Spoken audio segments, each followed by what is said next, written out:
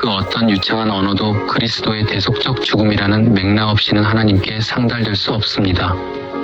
하나님은 우리의 문장력을 보지 않으시고 우리 기도의 밑바닥에 흐르는 보혈의 흔적을 보십니다. 기도는 나의 힘을 자랑하는 자리가 아니라 내 뿔을 붙잡고 오직 하나님의 긍휼만을 구걸하는 자기 부인의 자리입니다. 이 일방적 권능 아래 거할 때 우리의 신음은 비로소 하늘 문을 여는 열쇠가 됩니다. 분향단에서는 아침과 저녁으로 등불을 점검할 때마다 향기로운 향이 끊임없이 타올라야 했습니다. 성소 안을 가득 채우는 이 자욱한 연기는 지성소로 들어가는 길목을 덮어 거룩하신 하나님과 부정한 인간 사이의 완충지대를 형성합니다. 이것은 우리가 기도할 힘조차 잃어버리고 깊은 절망의 늪에 빠져 있을 때에도 누군가가 우리를 대신해 쉬지 않고 중보하고 계심을 보여주는 일방적 사랑의 확증입니다. 대제사장이신 그리스도께서 휘장 바로 앞에서 우리를 위해 기도의 향을 피우고 계시기에 우리는 심판의 불길 속에 소멸되지 않고 안식의 처소로 나아갈 담력을 얻습니다. 내가 기도해서 사는 것이 아니라 나를 향한 하나님의 일방적 기도가 나를 살리고 있는 것입니다. 이제 우리는 이 향단 위에서 타오르는 연기가 어떻게 우리의 깨어진 자아를 하나님의 영광스러운 안식으로 실어 나르는지 그 신비로운 향의 배합 속으로 더 깊이 들어가 보려 합니다. 분향단의 상면을 자세히 들여다보면 그 가장자리를 따라 정교하게 둘러진 금 테두리를 발견하게 됩니다. 떡상의 테두리가 생명의 양식을 보호했듯 분향단의 금 테두리는 단 위에서 타오르는 거룩한 향과 불씨가 밖으로 쏟아지지 않도록 굳게 붙들어줍니다. 이것은 우리 인생의 연약한 기도가 하나님의 보좌 앞에서 결코 잃어버려지지 않도록 보호하시는 하나님의 세밀한 통치를 상징합니다. 우리는 종종 나의 기도가 허공으로 흩어지는 무력한 한숨이라 느끼며 절망하지만 하나님의 일방적 은혜는 그 초라한 탄식조차 금 테두리 안에 가두어 보존하십니다.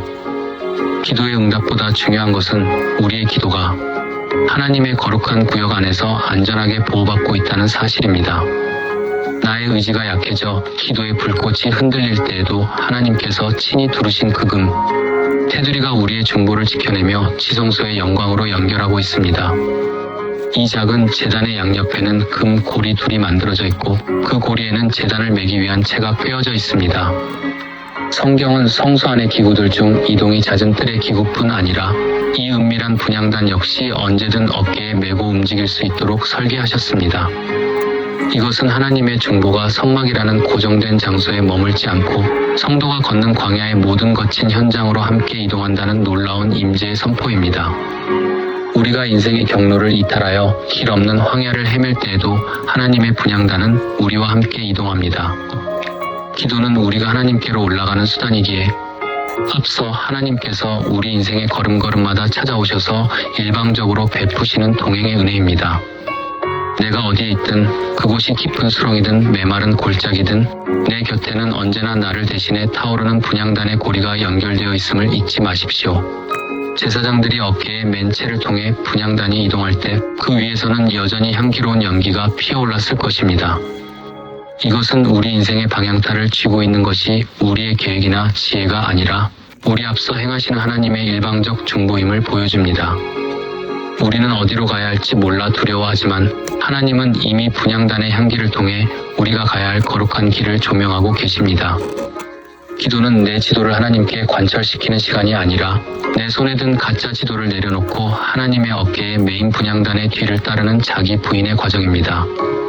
나의 발걸음이 하나님의 뜻과 일치하지 않을 때에도 하나님은 당신의 중보라는 채를 꿰어 우리 인생을 기어이 당신이 원하시는 거룩한 종착지로 끌고 가십니다. 이 집요하고도 일방적인 견인이 있기에 광야 같은 성도의 삶은 결코 미로 속에 갇히지 않습니다. 분향단은 성경에서 여호와께 지극히 거룩하니라고 선포된 특별한 성물입니다. 이곳은 번제단처럼 짐승의 피가 쏟아지는 처절한 심판의 현장은 아니지만 그보다 더 깊은 자아의 소멸이 일어나는 곳입니다. 향이 타오르기 위해서는 형체가 있는 향 재료가 뜨거운 불을 만나 연기로 승화되어야 합니다. 이것은 나의 욕망과 자아가 하나님의 거룩한 불길 속에서 완전히 해체되어 보이지 않는 향기로 치환되는 성화의 정점을 의미합니다. 하나님은 우리가 원하는 것을 들어주시는 분이기 전에 우리 자신을 하나님이 기뻐하시는 향기로 빚어내시는 분입니다. 분향단 앞에 서는 자는 더 이상 나의 요구를 주장하지 않습니다. 오직 하나님의 뜻이라는 거대한 불길 속에 나를 던져 내 존재 자체가 하나님의 영광을 위한 향기로 소모되기를 소망할 뿐입니다. 이 거룩한 소멸의 자리에 서는 것, 그것이 일방적 은혜를 입은 자가 누릴 수 있는 가장 숭고한 안식의 맥락입니다. 분향단 위에서 타오르는 연기는 아무 향이나 태워서 만들어진 것이 아닙니다.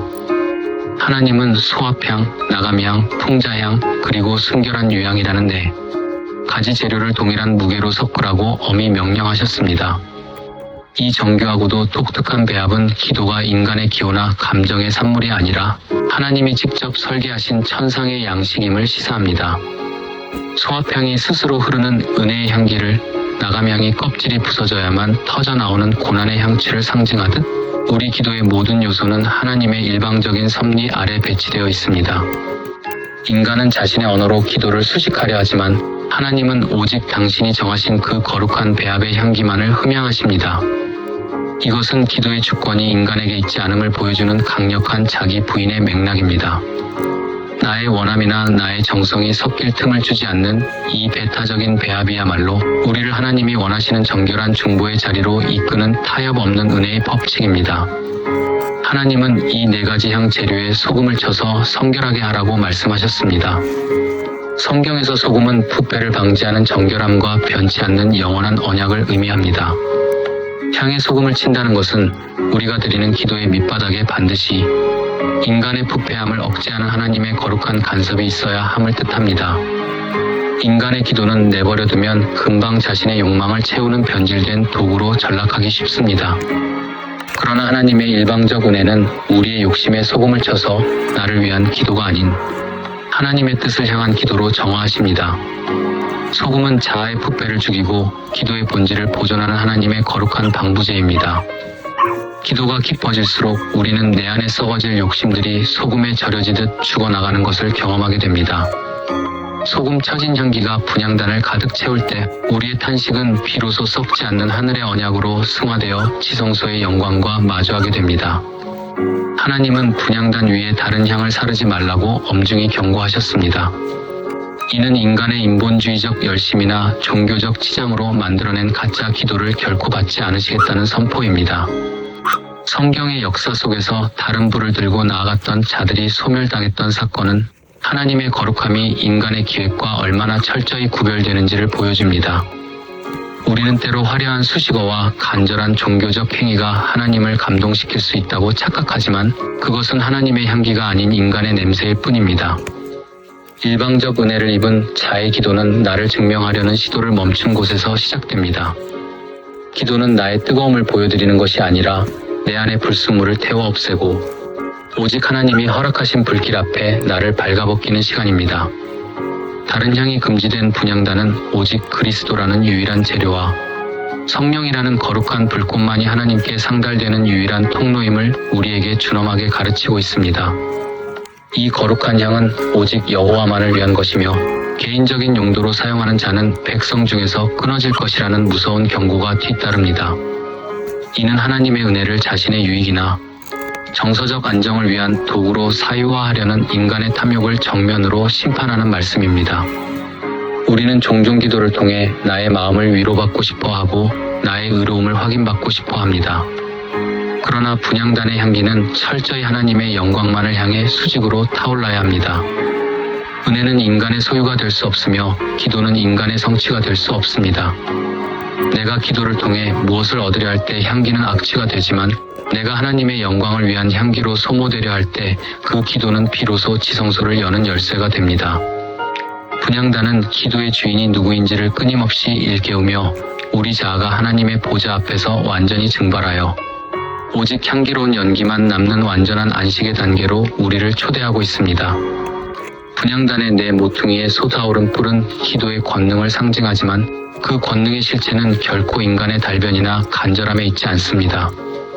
하나님은 1년에 한 번 대속죄일의 속죄 제물의 피를 이 향단 뿔에 바르라고 명하셨습니다. 이것은 인간의 모든 기도가 오직 죽음이라는 대가를 통과해야만 거룩하신 하나님께 상달될 수 있음을 보여주는 서늘한 복음의 맥락입니다. 피 묻은 뿔은 우리에게 증언합니다. 죄인인 우리의 기도가 하늘 보좌에 닿을 수 있는 것은 우리가 기도를 잘해서가 아니라 우리를 대신해 피 흘리신 제물의 죽음이 그 기도를 붙들고 있기 때문이라고 말입니다. 이것이 바로 기도의 자리에 흐르는 일방적 은혜의 신비입니다. 나의 공로가 아닌 타자의 희생이 나의 기도를 유효하게 만듭니다. 우리는 제단 뿔에 묻은 피를 바라보며 내가 감히 하나님께 말을 걸 수 있는 존재가 된 것이 얼마나 처절하고도 압도적인 은혜의 결과인지를 뼈저리게 직면해야 합니다. 분향단 앞에서 기도가 타오를 때 그 향 재료는 뜨거운 불꽃 속에서 자신의 형체를 완전히 잃어버립니다. 이것이 기도의 본질인 자기 부인의 현장입니다. 많은 이들이 기도를 통해 자신의 자아를 더 확장하고 소원을 관철하려 하지만 성막에 맥은 기도가 나라는 존재의 증발임을 가르칩니다. 향기로운 연기가 되기 위해서는 반드시 고체였던 향의 실체가 불에 타 소멸되어야 하듯 참된 기도는 내 뜻과 계획이 하나님의 거룩한 불길 속에 녹아내려 자취를 감추는 과정입니다. 내가 사라진 자리에 오직 하나님의 뜻만이 연기처럼 피어오를 때 그 기도는 비로소 지성소의 휘장을 넘어 하나님의 심장으로 파고듭니다. 분향단은 우리에게 묻습니다. 당신은 기도를 통해 당신을 증명하려 합니까? 아니면 당신을 소멸시키려 합니까? 일방적 은혜를 경험한 자는 기도의 자리에서 자신의 이름을 지우고 오직 하나님의 영광만을 남기는 고요한 안식을 선택합니다. 대제사장이 1년에 한 번 향단 뿔을 위해 속죄하는 의식은 인간의 중보조차 하나님의 일방적인 정결케 하심이 필요함을 폭로합니다. 가장 거룩한 기도의 자리마저도 인간의 부정한 손길이 닿으면 오염될 수밖에 없음을 보여주는 것입니다. 하나님은 우리의 기도를 받으시기 위해 기도의 제단 자체를 피로 덮어 정결하게 하시는 수고를 마다하지 않으셨습니다. 이것은 우리가 기도할 마음조차 갖지 못할 때 이미 하나님께서 기도의 길을 닦아 놓으셨음을 의미하는 일방적 은혜의 절정입니다. 내가 기도하기 시작했기에 은혜가 임하는 것이 아니라 하나님의 일방적 은혜가 기도의 제단을 먼저 준비하셨기에 우리가 비로소 기도의 언어를 내뱉을 수 있게 된 것입니다. 이 압도적인 선행적